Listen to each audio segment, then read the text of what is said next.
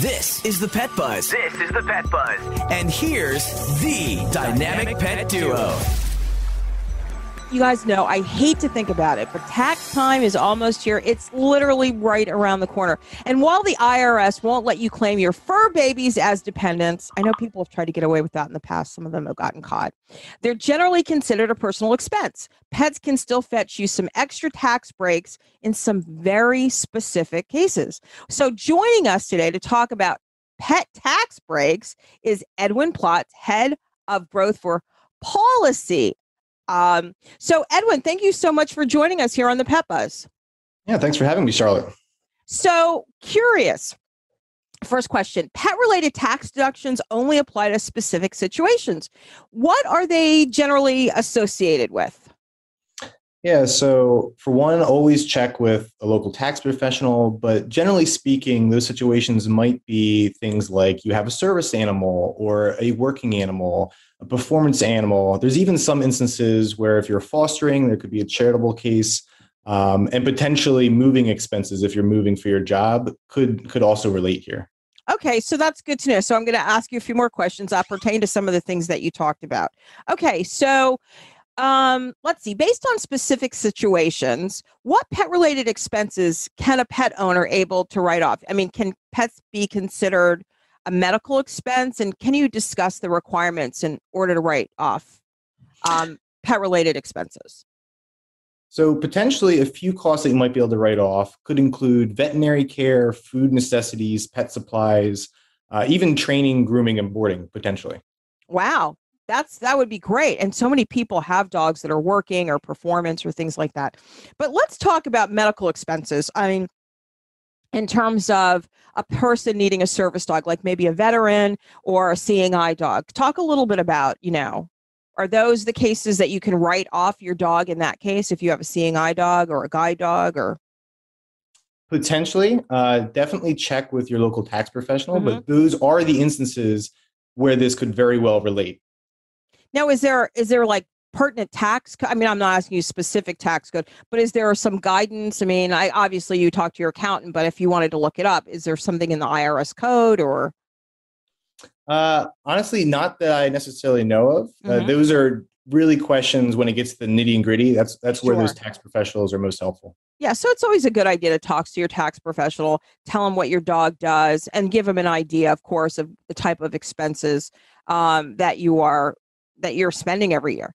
Okay, so working dogs. Let's talk about working dogs because a lot of people, you mentioned performance dogs and working dogs. So why don't you talk about working dogs first? What's a working dog, and then what are you using that for? So a working dog might be something like you live on a farm and it's used to herd, cattle or something. Or in another instance, perhaps a working dog is like a canine unit where it's like has an active job that assists with your with a career. Sure. Like, for example, I know a lot of policemen who work in the canine units take their dogs home.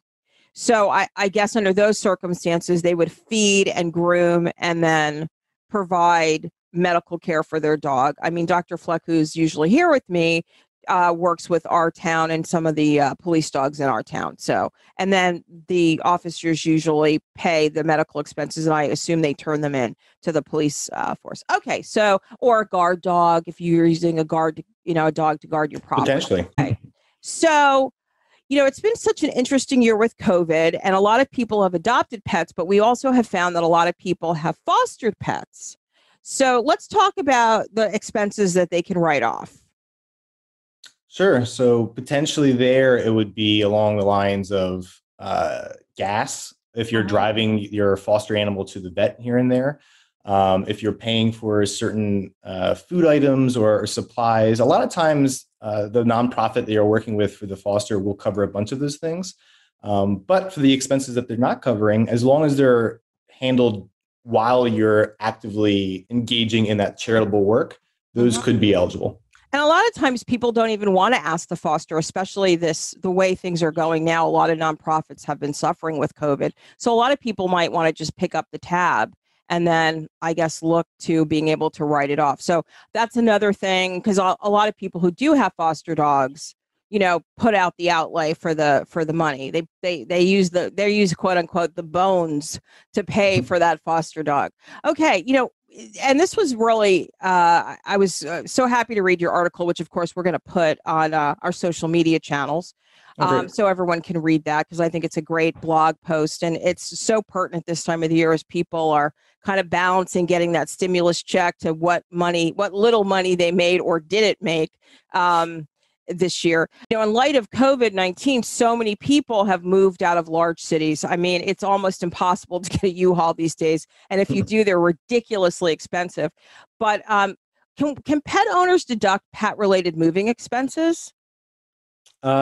Yes. And again, I think it would relate to if you're moving due to work and your pet is required in that instance. So less around, I just want to move. But if you are potentially moving or you're forced to move for a work position, sure. Then having, your pet is part of the package deal. And that could then fall under those guidelines as an eligible write-off.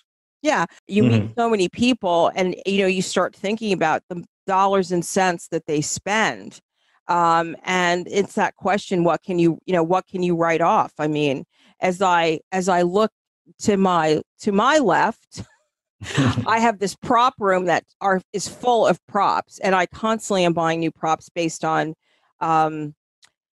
just lifestyle issues, because I'm doing a lot of lifestyle segments, so. And just even having the show, you just kind of start thinking like saving all those receipts. And I think that's important. Sure. So I think people need to be aware that there are some specific expenses, even if you're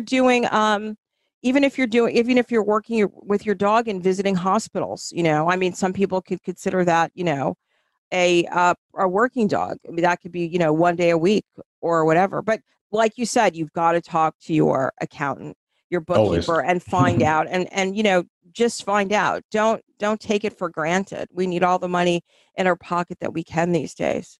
So last question, talk to us about Policy. What's that? Yeah, happy to. So Policy Advisor is a pet insurance marketplace.